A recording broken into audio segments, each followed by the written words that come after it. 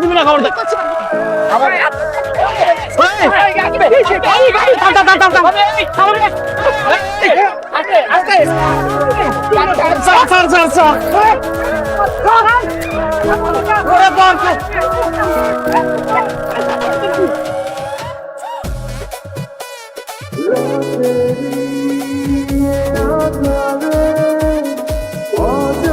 এই তোমার আমি বলছি যে সালোয়ার কামিজ আমার একদম পছন্দ না, শাড়ি পরে থাকবো সবসময়। তুমি শাড়ি না পরে সালোয়ার কামিজ কেন পরছো? জন্মের পর থেকে দেখতেছি আমার মা, খালা, চাচি, দাদি, ফুপু সবাই শাড়ি পরে থাকে। তখনকার সময় আর এখনকার সময় এক না, এখন যুগও বদলাইছে, মেয়েদের পোশাক আশাকের রুচিও বদলাইছে। শাড়ি পরলে আমার বয়স্ক লাগে, তাই চিন্তা করছি এখন থেকে আমি সালোয়ার কামিজই পরব। ও এইটা আসল কথা, তাই না? শাড়ি পরলে তোমার বয়স্ক লাগে। এখন তো সালোয়ার কামিজ পরছো, এখন খুব ইয়াং লাগতেছে, এখন তো আরো বেশি বুড়ি লাগতেছে। চুপ করো, একটা দিন নাই তোমাদের ঝগড়াঝাটি ছাড়া। এই তোমাদের দুজনের যন্ত্রণায় কি শান্তি মতো কি বাড়ি ঘর আমরা থাকতে পারুম না? আমি ওরে বলছি যে সালোয়ার কামিজ আমার একদম পছন্দ না, সবসময় শাড়ি পরে থাকবা। তারপরে সে সালোয়ার কামিজ কেন পরছে জিজ্ঞেস করো তারে। সে পছন্দ করে না তাতে কি, আমার সালোয়ার কামিজ পছন্দ। আর তাছাড়া আমার সব বান্ধবীরা বিয়ের পর সালোয়ার কামিজ পরে, আমিও সালোয়ার কামিজ পরবো। এখন থেকে আমি সালোয়ার কামিজই পরবো। আর এই যে এখানে আরো সালোয়ার কামিজ কিনা নিয়ে আসছি, ধুয়েও ফেলছি, এগুলোই এখন থেকে আমি পরবো। পারলে ঠেকাও আমারে, পারলে ঠেকাও। পারলে ঠেকাও তোমার এই সালোয়ার কামিজ।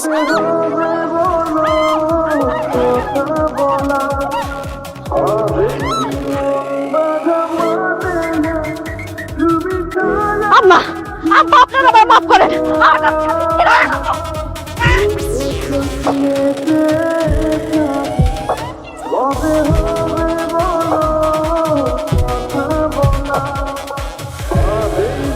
তোর পাড়ার লগে খেলা, আমগো স্কুল মাঠে খেলা হইব, 2000 টাকা বাজি। খেলা আমিও খেলুম তোর লগে। তুই যদি দোকান বন্ধ করে খেলতে যাস, তোর বউ আমার লগে চিল্লাচিল্লি করবো। এ বেটা, আমার বউ আমি বুঝুম। একটা মিনিট খারাপ। আই খারাপ, কি ব্যাপার? কই যেতেছো তুমি? তুমি কি কানা? তোকে দেখো না হাতে ফুটবল, গায়ে জার্সি। আমি ফুটবল খেলতে যেতেছি, এত কথা না বললে সরব খাদ্য। কত বড় সাহস, দোকান বন্ধ করে তুমি ফুটবল খেলতে যেতেছো? সে বললো আর আমি ফুটবল খেলতে গেলাম না। আমি ফুটবল খেলতে যাবো এবং ফুটবল খেলুম।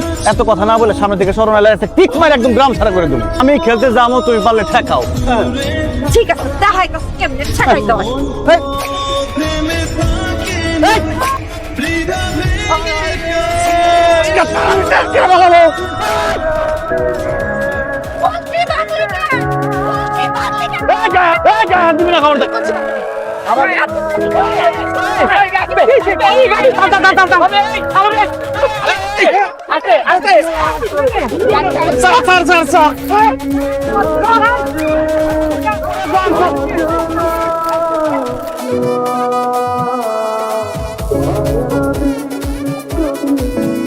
এতদিন ধরে ঘরের মধ্যে তোরা দুইটা ঝগড়াঝাটি করছস, আর এখন তাই গিয়ে তোরা মারামারি করলি, ঝগড়া করলি।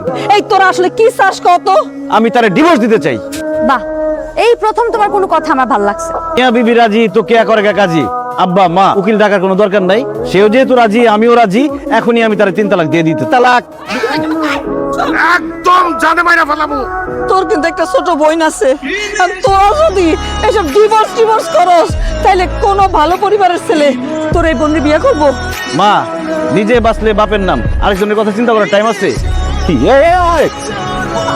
যতদিন পর্যন্ত তোকে দুইজনের মনের মিল না হবে, মিলমিশ না হবে, ততদিন পর্যন্ত তোর এই ঘরবন্দি থাকবে। তোরে তো আমি অনেকবার মারতে চাইছি, খালি আব্বা আম্মা এসে বাধা দিছে, তোরে মারতে পারি নাই। আজকে ঘর আটকাইছে না, আজকে তোর আরাম করে মারুম। আজকে এই আমি কিন্তু মারতে পারি।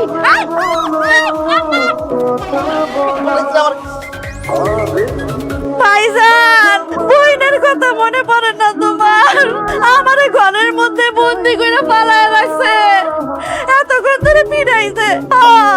বাড়ির মধ্যে লোকজন নাই নাকি? কে আমার বোনের ঘরের মধ্যে বন্দি করে রাখছে? আমি তোমার বোনরে ঘরের মধ্যে বন্দি করে রাখছি। তোমার বোনরে যদি ঘরের মধ্যে বন্দি না করতাম, এতক্ষণে সে আমাকে বাড়ি ছেড়ে চলে আমার ছেলের সাথে তার ছাড়াছাড়ি হয়ে যেত, ডিভোর্স হয়ে যেত। কত বড় বেয়াদব দেখছো, কত বড় বেশরম। আমি এই বাড়িতে তারে বিয়া দিছি, কই সে সংসার করব, জামাইর লগে মিলমিশ করে থাকবো। সেটা না করে সে সংসার করব না, জামাইর লগে মিলমিশ করে থাকবো না। দোকান থেকে জার্মানি তালা নিয়ে আইসা এই দরজার মধ্যে ডাবল তালা লাগাম। আমি খুব খুশি হয়েছি তোমার কথা শুনে। যাও যাও, জলদি তালা নিয়ে আসো আরেকটা। কি রে আলমগীর, কত 2 দিন ধরে তোর কোনো খোঁজ খবর নাই, দোকানেও তোরে দেখতেছি না, কই তুই? আমার তো আমার আব্বা আম্মা ঘরে বন্দি করে রাখছে, তাড়াতাড়ি আমাদের বাড়িতে আয়, হাতুড়ি নিয়ে আবি। আমার আব্বা আমার ঘরের বাইরে দরজার মধ্যে তালা দিয়ে রাখছে, তালা ভাঙতে হইব না?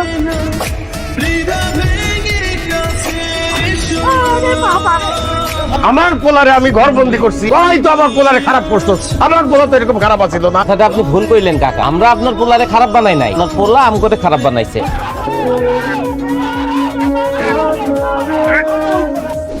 আরে ভাবি সারাদিন ঘরের ভিতর বসে বসে ডিম পারেন, ওইদিকে যে কি হয়েছে কিছু জানেন আপনি? কি হয়েছে? এই আকাশের মাইয়া আছে না সকিনা, বলে লোকে পাল হয়ে গেছে গা। বিলকিস ভাবি আছে না, ভাবির স্বামী তারে রাত্রি আচ্ছা মতো একদম ঠিক আছে।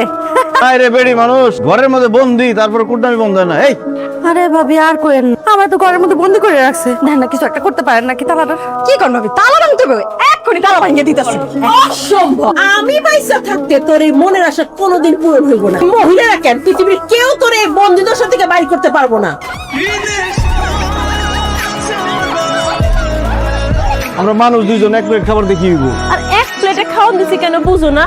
আরে এক প্লেটে খাইলে মিল মহব্বত বাড়ে।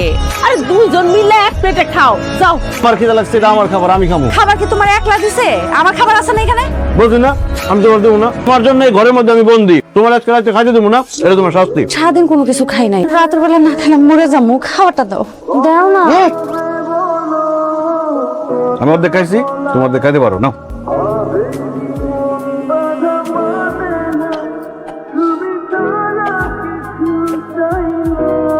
কি ব্যাপার, কেউ নিচে ঘুমাইবা? হ্যাঁ, নতুন কি, বিয়ের পর থেকে বাসর ঘরে তুমি আমার সাথে ঝগড়া করছো, এরপর থেকে আমি নিচে ঘুমাই।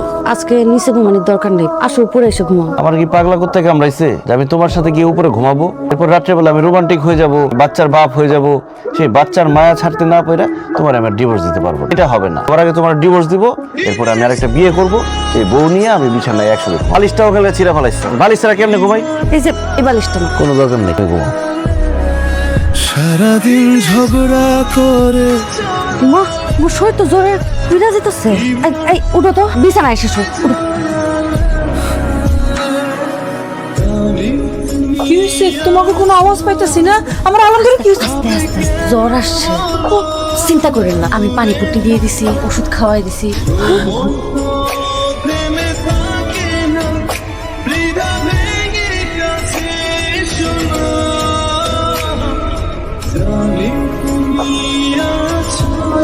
তোমার একটা কথা বলবো? হ্যাঁ বলো না।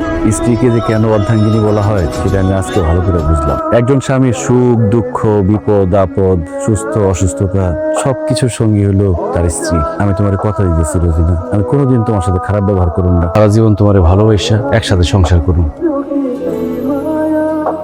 স্বামী স্ত্রীর মধ্যে ঝগড়াঝাটি হইব, মারামারি হইব, সেগুলো তো বইসেই সমাধান করা যায়। ডিভোর্স তো কোনো সমাধান না রে বাবা। সেই জন্য আমি তো ঘরের মধ্যে বন্দি করে রাখি। আবার যদি ঝগড়া করার কথা চিন্তা করো না, তাইলে কিন্তু আবারও ঘর বন্দি।